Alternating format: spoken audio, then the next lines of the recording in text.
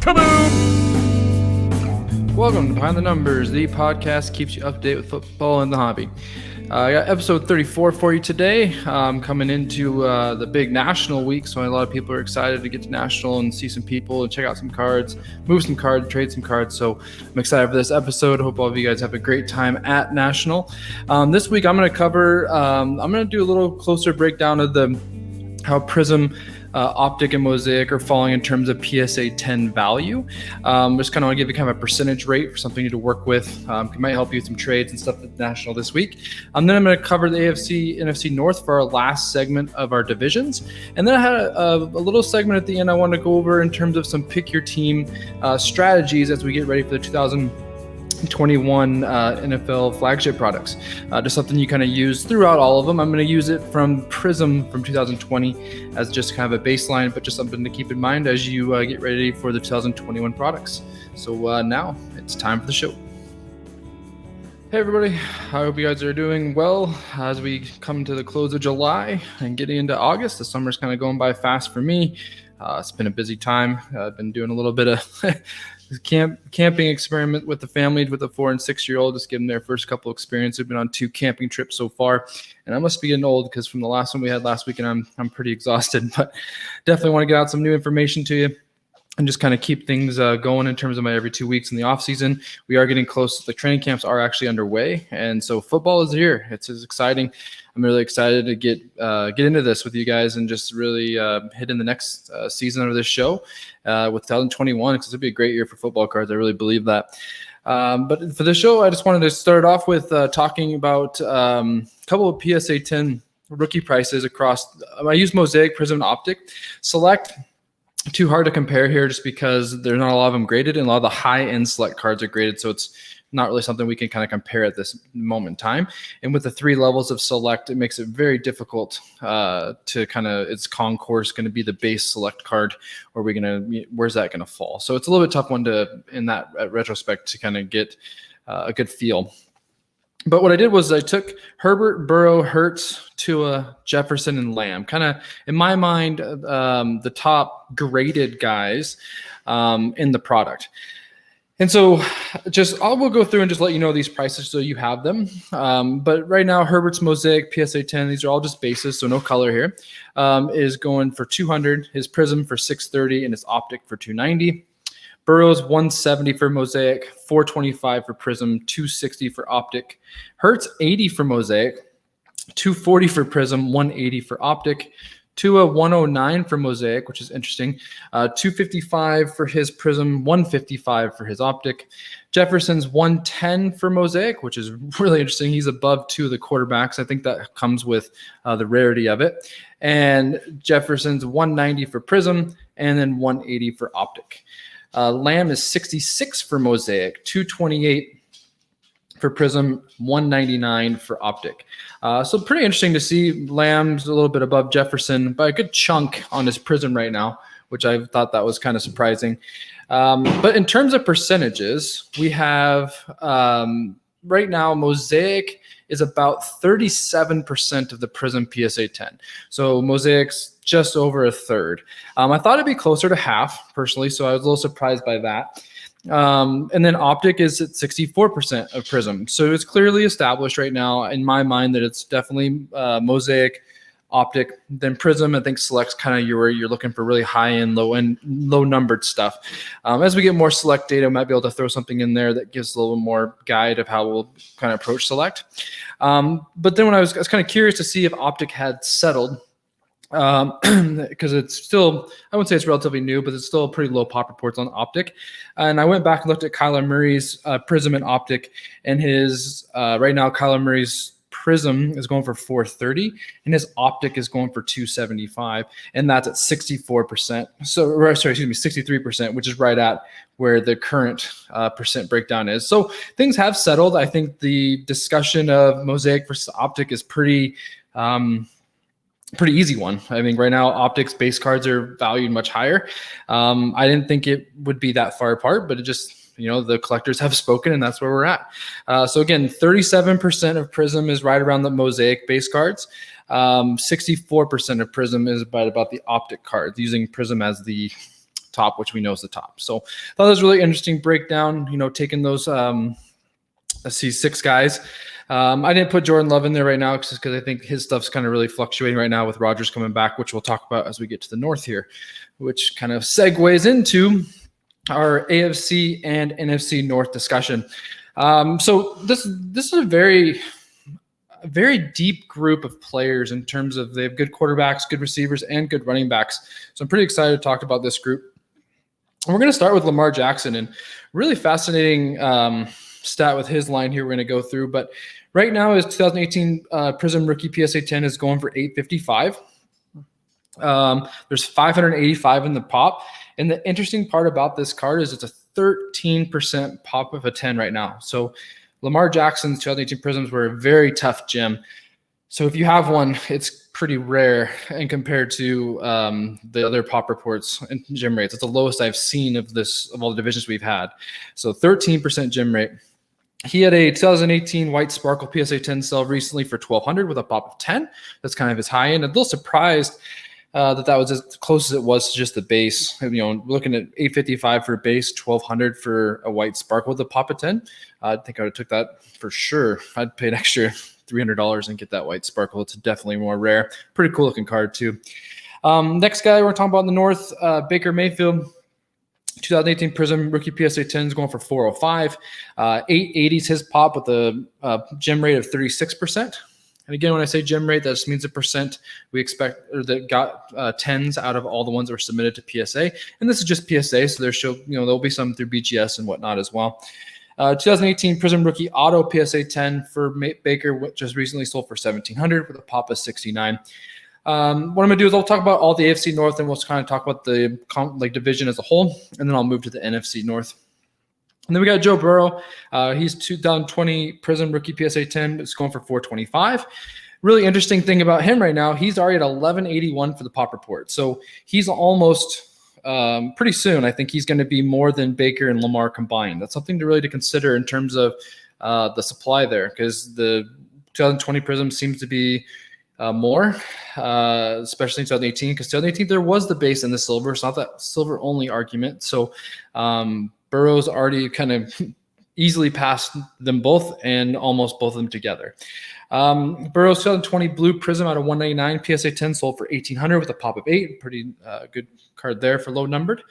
And then we kind of get to the veteran, Ben Roethlisberger, obviously a Hall of Famer, 2-time Super Bowl champion, 2004 Topps Chrome rookie. Kind of put that one there. So the Topps is around $350 to $400 for PSA 10, but the Chrome's more desired, as you can see here. The Topps Chrome PS 10 is going for $1,000, just over $1,075. Popping that to $169. High card for him that just sold, the 2004 Topps Pristine Refractor PSA 10 sold for $2,200 with a pop of 12. So the AFC North is in a really interesting stand. They got the Steelers, who have a quarterback who's a Hall of Famer. His value is pretty stable. And kind of on his way out. I was really surprised he came back. I thought he was going to be done after last year's kind of collapse in the playoffs when they lost to the Browns, but he came back for another year. You got Burrow coming off the major knee surgery with a lot of hype. A lot of people are buying him right now, which I think he's still at a good buy price if you believe that his knee is going to be good to go. You got Lamar Jackson, who's his MVP caliber player. Relatively down year based on expectations last year, but still has the legs and the ability to be a big fantasy contributor and also take the Ravens to a pretty high level. And then Baker, who's kind of slowly chipping away at the Browns and making them relevant. So it's really interesting in this conference to me is the Steelers have always been a competitor. The key question is just, are they going to get a quarterback that can bridge the gap after Ben? And right now there's nothing in sight. And so in my mind, the Steelers are in kind of trouble because right now the three teams around them all have young, pretty good quarterbacks in general. With Joe Burrow coming in, he's got tons of weapons with the Bengals. You got Baker, and the Browns keep building. They got a running game, good O-line, and Lamar's also got a pretty good his O-line needs a little bit of work. Lamar does, but it still will be fine. But he's got a good running game as well and a good defense to back him up. So just all in all, the AFC North, I do think Baker's undervalued still. I mean, at 405, and Burrow at 425, but Burrow is kind of hurt with a pop report. But Baker's at 880 as well, but I think Baker still shouldn't be half of Lamar. I think he should be closer to 600, maybe 620. So I would definitely be suggesting Baker is a good buy. I think Burrow's still a good buy because I just think he has a higher ceiling than Baker in terms of what he can do with that offense. He has a lot more weapons, it seems, and I do like the Bengals offensive-minded coach and Zach Taylor. So I like a lot of the possibilities there for Burrow. Big Ben's pretty stable. I do think that, 1075 for a pop of 169 for a Hall of Famer, I think that's a pretty respectable price, especially when we see what someone like Mahomes is doing and different guys that are just high level, like Russell Wilson and whatnot. Big Ben's had a very good career. I know he's had some question marks, along the way, but still one of the better markets of football there is in the Steelers, and he's done really good for a really long time. So I think 1075 is a pretty good spot for him. I'd even look at the raw game for some of his rookie cards. Even, taking a PSA 9 on some of these, I think would still be good cards just to have in your collection just for collecting. So I think Ben's a Hall of Famer. It's a good football guy to add. And to kind of turn the page here to the NFC North, we got Aaron Rodgers, 2005 Topps rookie PSA 10 for him is 725. Pop on that's 2,000. I was actually quite surprised that Rodgers pop was so high on his Topps cards. I know Topps cards are a little bit overprinted, but at the same time, that's kind of one of his staples, and it's still going for 700 to 800. He has 2005 SPX patch auto out of 250, went for $5,000. One of his bigger rookie cards you can find. And then I have Jordan Love on here as well. I think Rodgers just showed up to camp, I think yesterday or 2 days ago. It's kind of tempered the Jordan Love. It's going to start mindset. So Jordan Love will probably take a hit in his cards over this week and going. So if you sold last week, great. I wouldn't try to sell now because I do think you might be surprised how far it'll go down if he's not going to play. And in just general, the Packers have not been very supportive of what Jordan Love's been doing. So that's also a concern. But anyways, Jordan Love was selling right before Rodgers came back at 220. Prizm rookie PSA 10 is base for 220. Pop a 133 on that. 220 Prizm silver. So his silver was sold for $1,275 last week, which is pretty high. So whoever was a good sell there, in my opinion, getting that for his PSA 10 silver. And Chicago's going to have Justin Fields. I didn't do Dalton because I don't think we're going to be collecting Dalton and looking for a big comeback story with him. But Fields will be the guy in 2021 Prizm that we'll be going for the Bears. Kirk Cousins, just kind of long-time average quarterback that's put up pretty good numbers but always faltered in the wrong times. So his cards aren't really valued. Wasn't any base rookie Prizms I could find. He's only got 12 of them. They're PSA 10s. But he had an autograph sell a couple weeks ago for 300 of Pop 18. But Cousins isn't going to be anything we're going to be trying to get unless you're just a fan of the Vikings or you're a fan of Cousins, and that can be your play. Jared Goff is quite low. He's been kind of left for dead in terms of his value. His Prizm silver PSA 10 is 160 right now with a pop of 445. He had a Contenders auto PSA 10 sell for 346. He doesn't have a lot of work with the Lions right now. Their best receiver, which we'll get to, is T.J. Hawkinson, which is the tight end. They don't have anything else with Galladay leaving. They drafted Amara St. Brown, but they don't have a receiver one on the roster. They have pretty good running backs with Jamal Williams and DeAndre Swift, but I think it's going to be tough sledding for Goff in terms of passing because I don't think he has the passing weapons. So it's going to be tough for him to prove the doubters until he starts getting more weapons. So he might even fall further as the Lions continue to build. If they give him a chance to be the quarterback there could be some value there because 160 is dirt cheap for a quarterback that was number one overall pick. But right now, there's nothing I'm looking at right now because I don't think he has ability or the people around him to get anywhere higher than he's at right now. So that's kind of the quarterbacks landscape. So in terms of NFC North, it's also a pretty interesting division. I think that Rodgers is still on his roughly way out, I would say. It just depends on what the Packers are thinking with Love. Kirk Cousins and Goff, I don't see much value there. Fields kind of has the ability to be the quarterback in this division that people want to go after. Rodgers is established. He's a Hall of Famer, so his cards are similar to Roethlisberger in the sense that I don't see them going down. They're going to be pretty stable. He has a Super Bowl. He probably should have more.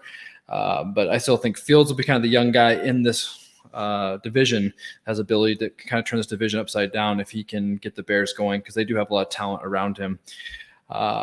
With I like Allen Robinson, David Montgomery. They just traded Anthony Miller, which I thought was interesting, but Cole Kmet is pretty good young tight end as well.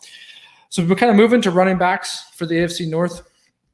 We got J.K. Dobbins, 2020 Prizm rookie PSA 10s, actually going for 110 with a pop of 19. A lot of that's pop influence, but 110 for a running back's pretty good.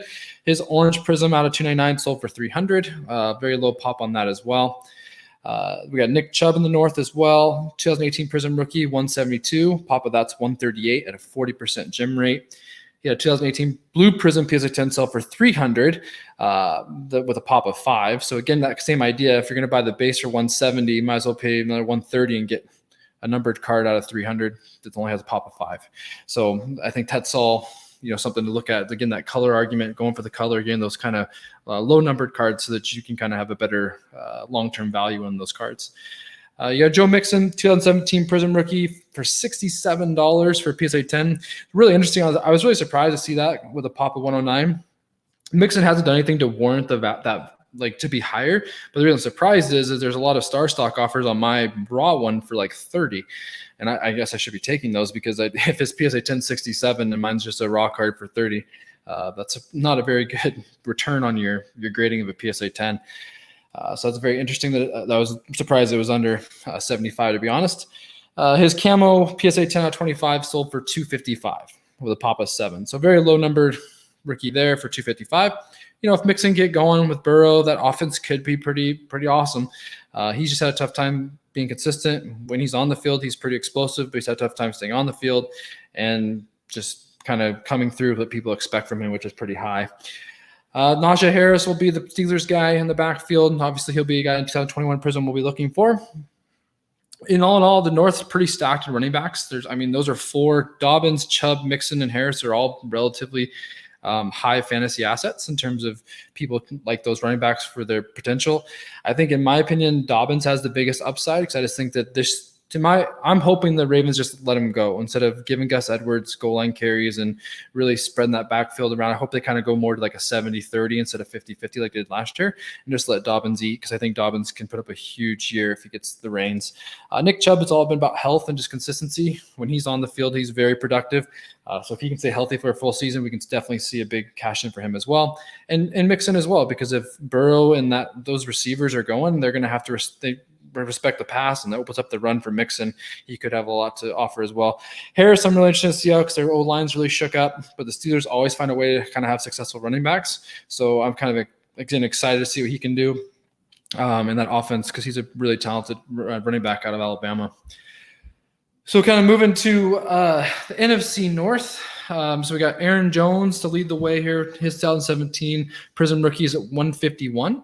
Pop of 121. That he didn't really have any high-end card sell. That's kind of like a bunch of his just base PSA 10. Remember 2017 was a silver, but it was a base.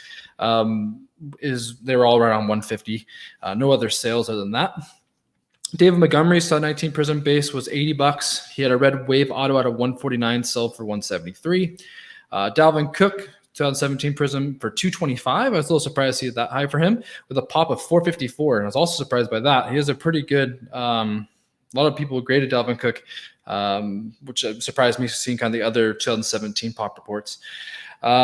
His camo for Dalvin Cook sold for 365 with a pop of 4. So again, that really weird argument of his base is going for 225. His number to 25 card went for 365. I mean, you have to trade up there, just come up with the extra $140 and get that rare card if you're buying Dalvin Cook. DeAndre Swift, 2020 Prizm rookie, $40, very cheap with a pop of 11. Not a lot of people are grading DeAndre Swift. And he had a 2020 Disco PSA 10 for 100 with a pop of 3. Swift's definitely the buy here because he's just so cheap. And he's right now, in terms of dynasty football rankings, he's in the top 5. And I just kind of like to use that as a little gauge to kind of give me a perspective. The Lions do feel like they're committing to the run. They might not give him the full Lions share, no pun intended, but I do think that he has the ability to move up the ranks and move up to kind of the Dobbins level and get up to $80, $90 for his base rookie card. I think it'll be tough if the Lions aren't winning games, which they're probably not going to win games next year. But I do think if you kind of show some flash, show some stats next year, I think that we'll kind of move in a good direction for him going into 2022. And either way, I still think he can get up to $90 to $80 this year if he shows some good touchdowns and puts up some numbers fantasy wise. Cook, I think he's kind of probably pretty close to a sell for me. He's kind of a sell in dynasty too. I just think that I'm just not sure how long the wheels are going to last for him. I think he's a great running back, but we'll see how long he can sustain that. Montgomery kind of had a breakout year last year. He's kind of limited and he's got a pretty high floor, but pretty low ceiling. So not much to look at there. Aaron Jones re-signed with Green Bay, but Green Bay they're scaring me. They got AJ Dillon there as well. So I could kind of see that kind of running back get this contract and him kind of drift off a bit. So I'm a little bit worried about Aaron Jones as well. So all in all, I think just the NFC North, DeAndre Swift to me just is the buy. The rest would probably be, I would probably sell all three of them. I'd probably sell Jones, Montgomery, and Cook at this point if I was moving those cards. And then probably my favorite position to talk about, obviously, is the wide receiver and tight ends. The AFC North is pretty interesting in terms of the receivers they have. They got, I put Marquise Brown for the Ravens, but might be even Mark Andrews is their best one. But Marquise Brown actually had quite a few Prizm rookie cards graded. He had 267 PSA 10s. They're only going for $36. His Prizm Silver PSA 10 is going for $136 with a pop of 65.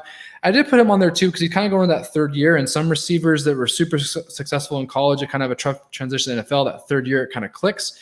It could click for him. I think that's going to be really dependent on his connection with Lamar and just getting open better and catching the ball. He just hasn't been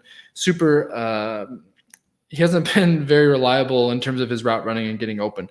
And he has had some drop issues as well. So if he can get all that stuff taken care of, he should be in good shape. Odell Beckham's kind of the Browns guy. We're not going to talk about him right now just because he's just really fallen back. He's just not a person we're going to be looking at his rookie cards. I do think that he has a chance to kind of revitalize a little bit, but I kind of keep saying that every year. So until I start seeing something, I don't think he's a person we're going to talk about in terms of his cards. T. Higgins and Jamar Chase, but Jamar Chase obviously will be the 2021 class. But T. Higgins is actually pretty surprising. He's going for 122 for his PSA 10 with a pop of 15. He had a red shimmer out of 35, go for 233 with a pop of 1. So Higgins is getting love in the hobby, which is cool to see. Claypool, his base Prizm is going for 81. His with a pop of 24. He had a rookie silver auto go for 440 with a pop of 4. Claypool's a very interesting player. Because they have Deontay Johnson, who has been pretty good, and they brought back Juju. So they still have 3 receivers, but I do think Chase Claypool has the best receiver one chance out of the 3. He's big, he's fast, he's a great red zone target. Deontay's had problems with drops. Juju's a pretty good possession receiver, but I do think Chase Claypool is the biggest upside. So I do think he's actually, for 81 for him, I think he's a solid buy for the Steelers, especially with one more year with Ben. There is some concern long-term with Chase if they don't have a quarterback plan, but I would be looking into Chase for sure for 2021. T. Higgins is a little high for me right now, especially with Jamar Chase coming in and seeing where he's going to be with Tyler Boyd, Jamar Chase, T. Higgins. There's a lot of mouths to feed there, and all 3 of them are going to be really good, and I think that Chase will be the receiver one. Marquise Brown, $36. I wouldn't mind taking a shot on him just to see if he kind of clicks, but that's kind of a low risk chance there for him. And then, like I said, Odell Beckham, I'm probably not really paying much attention to right now. In terms of the North, for the NFC, Devontae Adams, Allen Robinson kind of always pulled together because they're that same year, 2014. Tons of Topps Chrome rookies for Adams selling right now, about 130 a pop with a pop report of 140. 2014 green Prizm card of Adams sold for 400. Allen Robinson, not a lot of sales. It's really hard to find sales of Allen Robinson. I've mentioned him before. I think he's a buy. He's just really consistent. He's always a kind of top 10 receiver every year in terms of yardage and receptions. The last 3 or 4 years, but not getting that kind of love in the hobby. If Fields gets going, the Bears, have a good year. I could see his prices coming up for sure. He had a black refractor for Topps Chrome, sold for 150 with a pop of 2. Justin Jefferson's kind of, you could say, the darling of the group. He's the youngest, had one of the best rookie receiver seasons in years. 2020 Prizm rookie for him is going for 190. Papa 68 with a gem rate of 28%. So he also has that really low gem rate on his Prizm cards right now. 2020 Prizm Blue Wave out of 199 for Jefferson, sold for 475 with a pop of 9. So, Jefferson is getting great value on his base cards, and he has some nice color that's selling well. Jefferson in general is just selling well. His mosaics are selling. If you search Jefferson on a 130 point, he's getting a lot of sales right now. A lot of people are on him. I like him. I have a lot of his cards. He's one person I've been chasing all year. and breaks and whatnot. And we'll kind of talk about the pick your team pricing. I think guys like that are good guys to target in the pick your team pricing, as people are really hard chasing quarterbacks if you want a little more affordable chase. Other guy, I put TJ Hawkinson for the Lions. His 2019 Prizm rookie is going for $70. I was kind of surprised that he was above Marquise Brown. And that might just be kind of a one-off sale there, but still, Hawkinson has a chance to be in that realm with George Kittle and Travis Kelce in terms of talented tight ends. He was a top 10 rookie draft pick, so he's no slouch. He's definitely an elite talent. If Goff can get going with him, I do think Hawk could have a pretty big year. He had a blue wave PSA 10 silver 115 with a pop of 2, so you kind of see the ceiling there on his cards right now because he hasn't done much yet. Some sleepers are, well, in terms of, so in general, just that whole North, there's some pretty good receivers all across the board. I think the only team that really is lacking receivers is the Lions. Every other team has a pretty notable receiver. And, you got the Ravens also drafted Bateman. He's a guy to watch as well. I'm not a huge fan of Bateman, but he could fit as a red zone target for Baltimore, which they desperately need. In terms of sleepers, are just guys keep an eye on. Kellen Mond with the Vikings, the rookie quarterback they draft this year with Kirk Cousins getting older. They could use a young guy that can move, that could kind of keep the offense going once Cousins moves on. Irv Smith Jr. also with the Vikings is kind of a breakout tight end candidate. He was really highly touted out of Alabama, kind of showed some flashes last year. We could see something there. But again, it's a tight end. It's not these sleepers that I mentioned are kind of raw games, kind of buy them for $1, sell them for $6. Just some nice little raw game plays. A.J. Dillon, again, if he gets going with Aaron Jones, a more two-headed monster backfield, definitely like what he can do. Darnell Mooney's a good sleeper for the Bears. I think that's why they trade Anthony Miller, because they really like him as a receiver too. Very good vertical threat, very good speed. I think he's definitely a guy I'd look at. Pat Freiermuth for the Steelers. He'll be a rookie this year. I just put him on there because the Steelers do a great job with tight ends as well. So I do think that he could be a very good fit for them. And he's also kind of a fan favorite from Penn State, going back to kind of Pittsburgh, staying in-house. So that's a nice one. Adam Thielen I just put on there. I know he's a veteran. I think he can't do a lot, but he's just so cheap. If he's got Justin Jefferson to protect him a little bit now. So I do think he could have some gains in terms of getting back to what he did two years ago. Last year was a little bit down for him with injury. And then Andy Dalton, just going to kind of watch if he's 3-0 or 4-0 with the Bears. Definitely guys that can, quarterbacks get wins, they get money on their cards. So he could be a guy you could kind of buy at the start of the season, sell before Fields takes over. So that's kind of the AFC, NFC North breakdown. Hope breaking down those 4 divisions is helpful for you. Just kind of remind you of the names as we get into training camps here. And obviously we'll keep talking about these names as we hear more and more news going forward. So the last thing I wanted to talk to you guys about just a little bit was just kind of strategies that I use for pick your team pricing when it comes to just scoping out teams that have a chance to build to better value. And for me, it's just, I'll just be honest with you, I'm not a guy that's going to go pay the huge number for the Chargers, pay the huge number for the Bengals on the breaks, especially on pick your team. I like to go and kind of find those guys, those teams that are undervalued. The breakers and everybody, they're going to price the quarterbacks because they know they're going to sell. And if you're going to go for a quarterback, 100% go for that. I'm more talking about if you're trying to just get in a break, enjoy the break, and get some small gains in terms of value. So when I look at this, I got a good friend of mine showed me a pick your team pricing from release of Prizm. I'm just going to read through you that these were the ranking of the 15 teams, how they are ranked in their pricing to start. So this is released, one hobby box of Prizm. So it was Chargers, Bengals, Dolphins are all the same price. So that this person put all the top 3 quarterbacks the same price. And it was Steelers 4, Cowboys, Colts, Raiders, Chiefs, Broncos, 49ers, Eagles, Vikings, Packers, Washington, and Bucks. And so the reason I want to go through that list is you can really see, to me, you have the Steelers and Cowboys and Raiders were kind of all – I mean, the Cowboys, you weren't super overpriced because of Lamb, but the Steelers were because they're the Steelers. So you got to be careful of those kind of high teams that – like, and the Chiefs were overpriced because they have Clyde Edwards-Helaire, but they also have Mahomes. And so you got to kind of watch out. And the Raiders, they had Henry Ruggs, but that's kind of all they had. So for the Raiders to be 7th with just Henry Ruggs, you got to kind of watch out for those bigger franchises that are going to be priced up just because they have more fans to buy them. And so when I look at this list, really stands out is you have the Eagles, Vikings, Packers, 11, 12, and 13 on this list. And so really looking at those second, third round quarterbacks that you can have a chance to kind of grow with, like Hurts did, and like Love kind of has, even though Love was a first-round quarterback. I think that those are really great targets. I think the Vikings were really cheap because the market of the Vikings isn't great, but they got an elite receiver in Jefferson. So for me, like right now, I'm already kind of leaning towards. I really like the Bengals next year and pick your team because of Jamar Chase.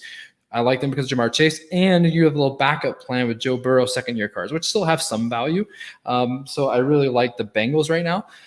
And you can kind of take it that way too with the Dolphins. I think the Dolphins will be kind of priced pretty low. They have Jalen Waddle, and then you have second year for Tua. So kind of looking ahead, I'm kind of talking about 2021 right now. And when you kind of look at even kind of the Bucks were 15th on this list because of Brady.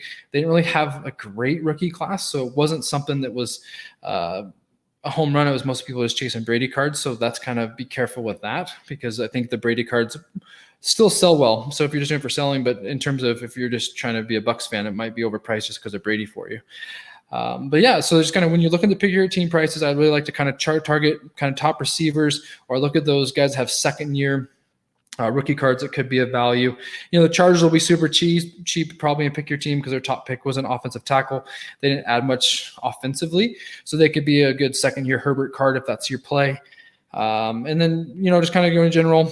You got for this year, I think the Falcons could be a sleeper if you want to kind of give Kyle Pitts a shot and just kind of keep going with that. But all in all, the main point here is that if you want to fade the quarterbacks a little bit, there's value to be had. And if you also target later quarterbacks, you have a good chance of getting those pick your team prices to raise where you feel really good about what you paid on your team. So yeah, I thought, just a good little pick your team pricing, kind of run through what's going in my head when it goes through those things. And I guess lastly, guys, if you have any feedback on different segments you want to hear more about as we get ready for season 2 here. I think we have one more episode, which I'll have an episode with Chris Leroy here in about 2 weeks. We're going to do a retail update. Retail has changed a lot since we talked to him last, and he has great insight on that. I want to bring that to you guys.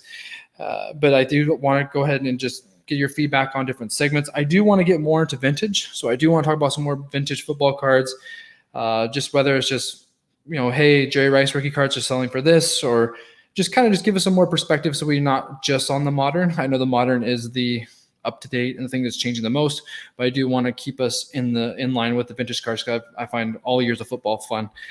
But again, I appreciate you guys listening in. Please leave comments in the video or reach me on Twitter at numbers_behind. I appreciate you guys. Thanks for tuning in.